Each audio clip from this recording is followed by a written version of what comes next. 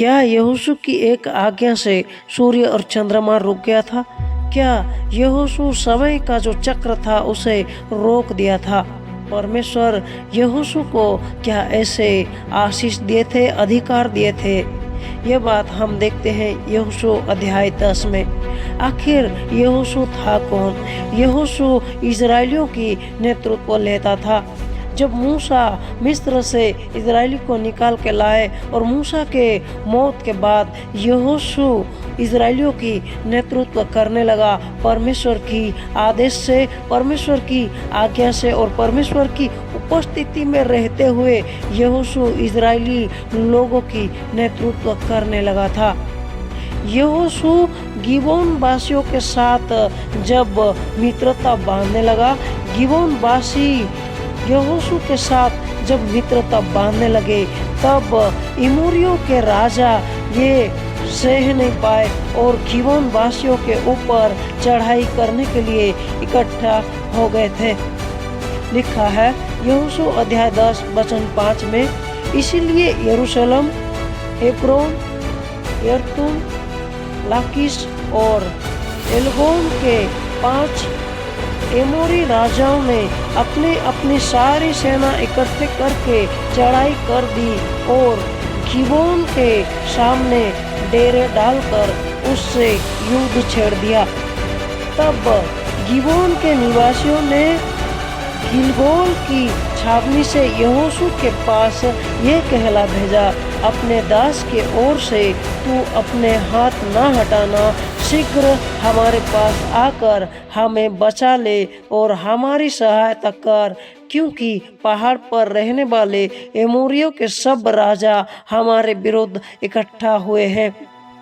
Gibeon के लोगों के ऊपर एमोरियों के सारे राजा इकट्ठा हुए थे। तब यहोवा ने यहोशू से कहा, उससे मत डर, क्योंकि मैंने उनको तेरे हाथ में कर दिया है। उनमें से एक पुरुष भी तेरे सामने टिक नहीं पाएगा। तब यहोशू रातों रात गिलगोल से जाकर एकाएक उन पर चढ़ गया। जब यहोशू परमेश्वर की आज्ञा पाकर एमोरियों के ऊपर चढ़ाई करने लगा, तब एमोरियों वासी उनके सामने भागने लगे। इजराइली उनको बड़े पैमाने से संहार करने लगे। तब वे इजराइलियों के सामने भागने लगे। जब वे भाग ही रहे थे, परमेश्वर की क्रोध उन पे भड़का और आकाश से बड़े बड़े पत्थर उन पर बरसाए गए और वे मर गए। जो ओले से मारे गए उनके गिनती इजराइलियों की तलवार से मारे हुए से अधिक थे।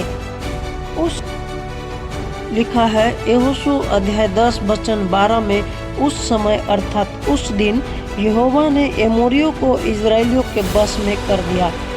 उस दिन यहोशू ने यहोवा से इजराइलियों को देखते हुए इस प्रकार कहा, हे सूर्य तू गिबोन पर और हे चंद्रमा तू ओयालोन की तराई के ऊपर थमा रहे। और सूर्य उस समय तक थमा रहा और चंद्रमा उस समय तक ठहरा रहा, जब तक उस जाति के लोग ने अपने शत्रुओं से बदला ना लिए। हम यहाँ पे देख रहे हैं कि यहोशू ने यहोवा से आज्ञा पाकर सूर्य और चंद्रमा को रोक दिया था। समय की जो चक्र था उसे यहोशू रोक दिया था। हमें भी परमेश्वर की उपस्थिति में रहना है, जैसे यहोशू मूसा के बाद था, और हमें भी परमेश्वर की आज्ञा से ही नेतृत्व करना है, उनकी विश्वास योग्य रहना है। तब जाके हमारे मुंह से निकले हुए हर एक वचन को परमेश्वर महत्व देंगे और वो उसी वचन के अनुसार कार्य करने लगेंगे। हमें उनकी विश्वास योग्य बने रहना है। हमें परमेश्वर की उपस्थिति में ज़्यादा से ज़्यादा समय बिताना है, उनकी वचनों में ज़्यादा से ज़्यादा समय बिताना है। तब हम परमेश्वर की जो महान कार्य है उसे देख सकेंगे। यहोशू हमारी ही तरह एक मनुष्य था, फिर भी परमेश्वर यहोवा ने यहोशू की एक आज्ञा से सूर्य और चंद्रमा को रोक दिए थे। ठीक उसी तरह आज भी परमेश्वर कार्य करने वाला है। वो हमें सिर्फ उनकी उपस्थिति में बुला रहे हैं। वो हमें अपनी आज्ञा को पालन करने के लिए बोल रहे हैं। उनकी विश्वास योग्यता के जीवन जीने के लिए आज वो हमें कह रहे हैं।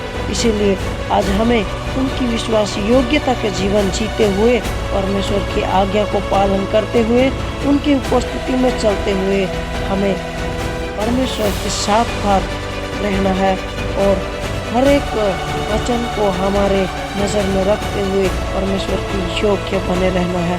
तब जाके परमेश्वर हमारे साथ रहेंगे और उनकी बड़े बड़े कामों को करेंगे। प्रभु इस वचन से आप सभी को बहुतायत की आशीष दे। आमीन।